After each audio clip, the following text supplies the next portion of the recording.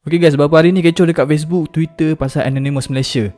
Okay, untuk korang yang tak tahu, 25 Januari lepas dekat FB Anonymous Malaysia, diorang ada upload satu video ugutan. Ugutan tu ditujukan dekat kerajaan Malaysia lah. Sebelum Syamil cerita panjang, korang tengok dulu isi dalam video ni. Greeting Malaysian. We are Anonymous Malaysia. This is a message to government of Malaysia. Your security system is low. All data may be leaked. This can cause unwanted hackers selling all information. The issue is there have been many cases of all Malaysia data telco has been hacked, more over 46 million until now. Why scam cases continue to rise and what is being done about them. Armed Forces website has been hacked and many more. Cause of government did not support and developer team don't take ownership of their code. They don't actively seek to grow their abilities. They're not curious about new horizons, and they're unwilling to recognize and learn from their mistakes. It had been a long time. We are silent. It's time open your eyes. We are legion. We do not forgive. We do not forget.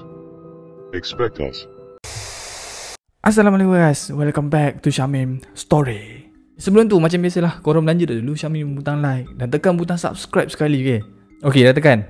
Dah. Okay, jom kita teruskan cerita tadi. Okay, korang tahu tak sebenarnya Anonymous ni apa? Kalau korang tak tahu lagi, Anonymous ni adalah salah satu hacktivist tau. Dia wujud pada tahun 2003. Okay, tujuan dia nak melawan ketidakadilan dan rasuah dekat sesuatu tempat tu. Biasanya diorang akan buat kerja-kerja hack macam tu lah. Hack website, hack frekuensi radio.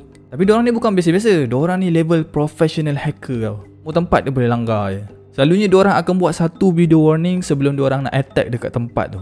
Okay, contoh macam baru-baru ni dekat Malaysia lah kan. Okay, diorang post satu video dekat page Facebook Anonymous Malaysia. Dan setiap video diorang tu, diorang akan tutup muka diorang pakai topeng. Kenapa pakai topeng? Sebab itulah nama dia Anonymous. Anonymous ni kalau korang translate dia dalam bahasa Melayu bermaksud tanpa nama lah. Senang cerita, tak dikenali lah macam tu. Okay, tak pastilah diorang ni bergerak dalam kumpulan ke apa, tapi diorang ni ada dekat mana-mana je. Okay, biasanya datang daripada rakyat negara tu sendirilah. Okay, diorang akan buat kerja bila diorang rasa benda tu tak betul and ada masalah macam tu. Okay, yang pasti dari sejarah Anonymous ni, diorang tak pernah lah buat benda-benda yang tak baik tau. Okay, contoh macam dekat luar negara, diorang dah banyak selesaikan kes-kes jenayah, something like that macam tu lah. Korang kena tengok video ni sampai habis sebab Syamil nak cerita one by one apa yang diorang buat sebelum-sebelum ni. Dan sebenarnya di attack Malaysia ni dah banyak kali dah. Jom kita tengok cerita yang selanjutnya. Jom. Kami cerita dulu kes yang diorang buat dekat Malaysia Okay, pertama kali website government kena hack pada tahun 2011. Okay, sebab apa kena? Sebab masa tu diorang tak puas hati sebab kerajaan dah tapis website The Pirate Bay dengan WikiLeaks. Okay, kalau korang nak tahu, Pirate Bay ni website untuk download movie, music, lagu macam tu lah. Untuk WikiLeaks ni pula, website ni dia macam underground punya website tau. Okay, biasanya website ni akan bagi info-info sulit dan bocorkan rahsia-rahsia kerajaan. Salah satunya pada tahun 2010, okay, WikiLeaks ni ada viralkan satu video tentera US dah bunuh orang Iraq dan wartawan Reuters dekat website leak tu. Okay, sebenarnya banyak lagi kes tapi Syamil cerita ni salah satu je lah. Okay, kita sambung cerita tadi Dan masa diorang hack tu, diorang dah kacau 51 website kerajaan, salah satunya daripada website Tourism Malaysia. Kes kedua pula dia jadi pada tahun 2015. Okay, di mana sekali lagi diorang ni hack website kerajaan. Okay, biasanya diorang akan target website yang ada gov.my dengan edu.my yang belakang tu kan. Yang penting kerajaan punya lah. Okay, tahun 2015 ni kalau korang tahu, kerajaan tu di bawah Perdana Menteri kita yang dulu, Najib Razak kan.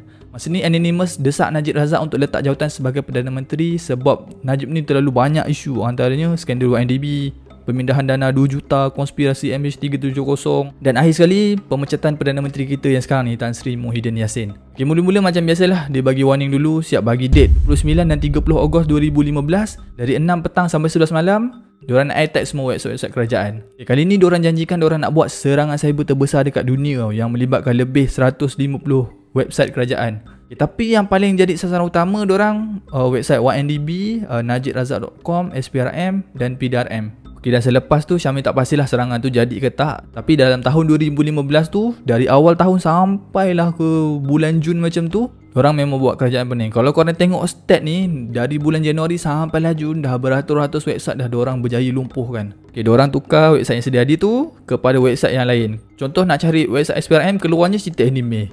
Kepelik tu. Mana tak pening kerajaan kan. Okay, macam power tak? Power tak diorang? Okay, yang mana baik tu kita sokong lah. Yang mana tak betul tu kita tolak siap-siap guys. Okay, and then kali ni kali ketiga. Video macam awal yang Syamil tunjuk tadi tu lah. Kali ni diorang bagi warning dekat kerajaan sebab kerajaan tak upgrade sistem security dekat Malaysia ni. Apa yang dia highlightkan dalam video tu, sistem cyber security Malaysia lemah sangat sampaikan website Angkatan Tentera Malaysia pun dah kena hack baru-baru ni. Masa tahun 2017 juga sebanyak 46 juta kebocoran data dari syarikat telco Malaysia. Nombor-nombor kita ni semua dah tersebar dekat scammer tau, atas kerja-kerja orang dalam. Okay, sebab tu lah setahun dua ni korang ada dengar cerita kan, banyak kes-kes orang kena scam lah apalah. Kiranya memang semenjak 2 ni memang aktif gila. Sebab tu lah, sebab data-data kita semua dah dipecahkan, dah dibocorkan. Okay, kalau dekat phone Syamil kan, Syamil dah siap-siap download satu apps. Okay, apps dia nama dia Truecaller. Okay, sebenarnya banyak lagi apps yang lain serupa macam Truecaller ni. Korang boleh download lah mana-mana yang korang suka. Dari apps tu korang akan tahulah bila ada nombor yang pelik-pelik masuk, dia orang akan highlight dekat situ scammer. Sebab dah ada orang yang pernah report pasal nombor tu. Okay, sorry, kita teruskan. Dah habis cerita dekat Malaysia, kita pergi pula cerita dekat luar negara pula. Korang nak dengar? Korang tengok apa yang dia buat dekat negara luar sampaikan dia boleh selesaikan banyak kes-kes jenayah dekat luar sana. Ini antara kes pertama yang Anonymous buat. Serangan ni ditujukan terus kepada Hall Turner tu. Hall Turner ni adalah seorang DJ radio dan MC politik sayap kanan Amerika Syarikat. Dia juga seorang white supremacist. Okay, kalau korang nak tahu, orang-orang white supremacist ni dia dah wujud sejak tahun 1900 lagi lah. Lebih kurang lah 1800 lebih macam tu. Puak-puak supremacist, racist racist lah. Okay, puak-puak ni anggap yang orang kulit putih ni antara makhluk Tuhan yang paling terbaik sekali dekat dunia. Dan diorang ni sangat racist lah dengan bangsa lain, terutamanya orang kulit hitam dan orang Asia. Adalah 2-3 lagi bangsa yang diorang tak suka tapi Syamil lupa lah. Kalau korang nak tahu, korang cuba search dekat Google lah. Mungkin disebabkan Anonymous ni tak setuju dengan pegangan Hall Turner ni kan. Dia dah hack website Hall Turner Show dari bulan Disember 2006 hingga Januari 2007. Apa yang dia buat? Dia modify website tu sampai Hall Turner kena bayar bandwidth yang mahal sampai kena bayar $1000 US. Lepas tu pula dia share data-data website tu sampaikan orang lain boleh copy hak cipta daripada Hall Turner tu. And then pada masa ni dia dah cuba saman website-website lain yang ala-ala Anonymous punya website tapi tak berjaya sebab tak ada bukti time tu.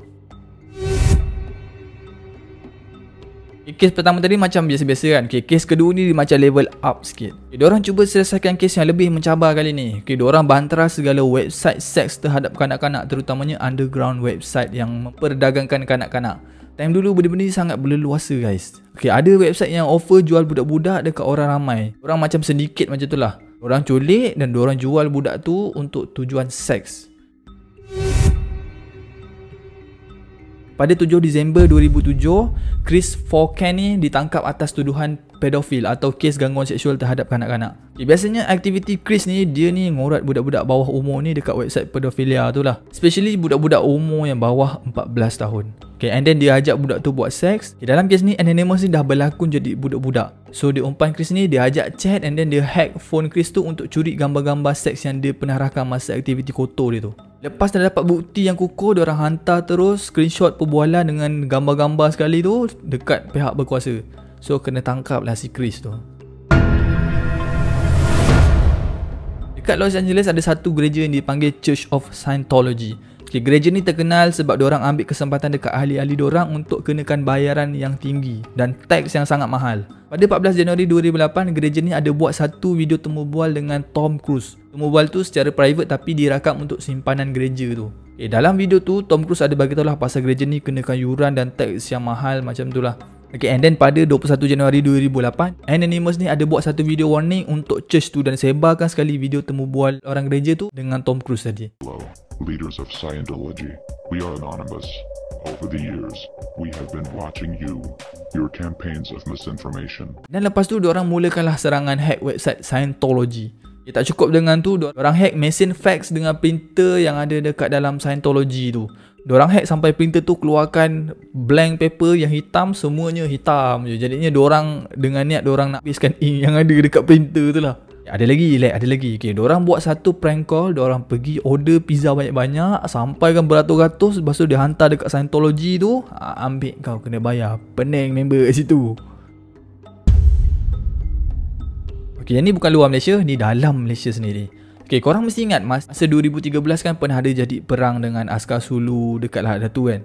Okay, diorang ni pun ada main peranan sebenarnya pasal kes ni. Okay, kali ni diorang pergi serang dekat website kerajaan Filipin. Okay, diorang hack website dan diorang sebarkan video minta kerajaan Sulu tu pergi jauh-jauh daripada Sabah tu. And then lepas tu bermulalah satu perang cyber antara Anonymous dengan hacker Filipin. Sampailah banyak website kerajaan Malaysia dah tak boleh diakses langsung. Sebenarnya kalau nak cerita sampai habis kan, diorang ni memang banyak gila kes yang diorang dah settle kan. Sebab dah lebih 50 kes yang diorang involve. Tapi satu je tujuan dia sebenarnya. Dia cuba nak perbetulkan apa yang diorang anggap benda tu salah. Ada juga yang cakap matlamat ni tak menghalalkan cara kan. Betul tak? Betul matlamat tak menghalalkan macam tu lah. Tapi sekurang-kurangnya diorang nak buat orang yang tu sedar sebenarnya. Korang rasa macam mana? Okay, terpulanglah dekat orang nak menilai Anonymous ni macam mana. Tapi yang baik tu kita ambil siap-siap dan yang tak elok tu kita campak jauh-jauh. Assalamualaikum, bye-bye.